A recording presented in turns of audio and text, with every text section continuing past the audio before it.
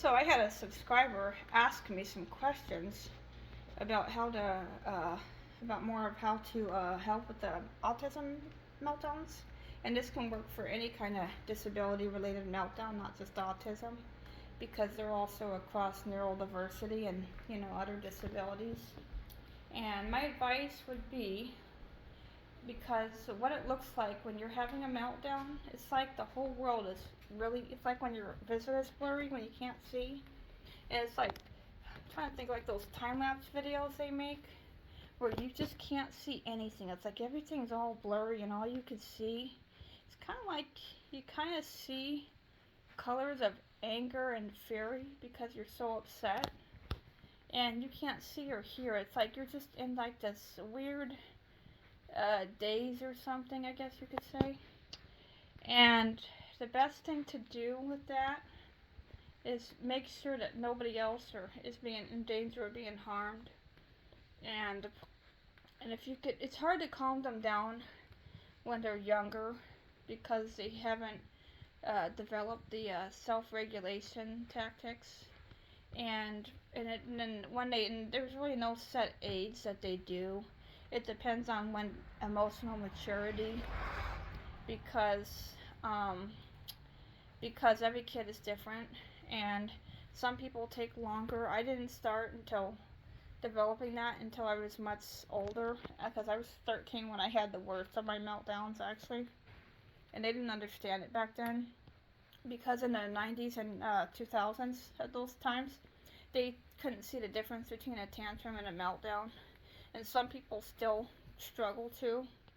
And so my advice is try to keep the kid and everybody, or people, animals, and property safe as much as you can. But it's hard because I know sometimes you have to physically grab them to get them safe. I mean, that's understandable, because some instances you don't have a choice.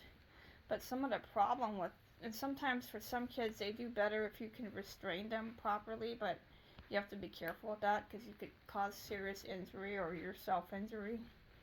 But the problem is because sometimes, sometimes kids need that deep pressure to calm them down. And what works for every kid is different.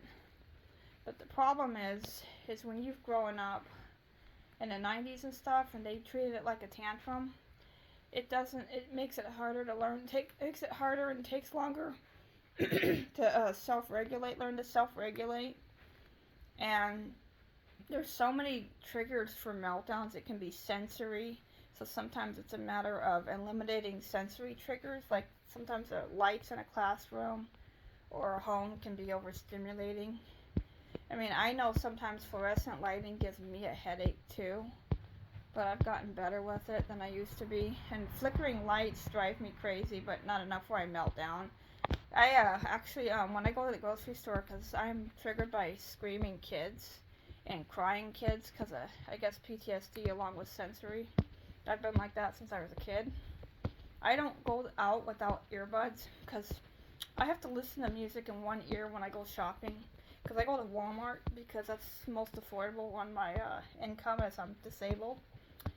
And with me, I have to listen to music in one ear. I don't do both ears in the event because of the increase in gun violence, because I'm in the US where that happens, and it seems to be getting more and more violent. I keep one earbud out so I could still hear what's going on, but have music at a low enough volume in one ear where I could, self-stimulate with my, because I use YouTube Music, because that's my favorite streaming app. I stream it when I'm shopping. But with me, I keep one earbud open in the event of a catastrophe, like if there's a disaster, and I am a disaster prep team member remotely for a company 2,000 miles away. It's volunteer. But with me, I personally think that the biggest thing is keeping them so safe and trying to calm them down. It's hard to find that balance. But when they're melting down, I know some of these meltdowns can last hours. That's some of the problem. But if you can, sometimes eliminating sensory triggers or stressors, because those are the two biggest causes for meltdowns. uh, those can be the two biggest triggers that I know of. And if you can eliminate those, that can help. Sometimes with kids, like when I was in third grade, they had to, because I was getting so stressed from all the work I had to do. When I was in third grade, they had to actually lighten my workload for my classwork and my homework. And I had to have my homework modified. And I was fortunate that Mrs. Graham was able to accommodate that because she was actually the former RSP teacher. And therefore, with me, and I'm sorry, I walk around when I talk because that's part of my autism. I can't just stand still because of my autism and I have arthritis. That makes it painful. I have to always be moving when I'm talking and stuff. I do it on the phone too. And anyways, Mrs. Graham had to modify my workload both in class and at home because my mom had to complain that we were up till midnight because I wasn't where I could, stay on task and stuff at the time. And sometimes that can make a difference too. Well, anyways, if I think of more ideas, I will make more content to share. But those are some things you can try if you're a teacher or caregiver or anyone who's responsible for a kid with autism or disabilities that do this. And anyways, thanks for watching, and feel free to subscribe for more content, which is autism and all kinds of stuff. So have a good day.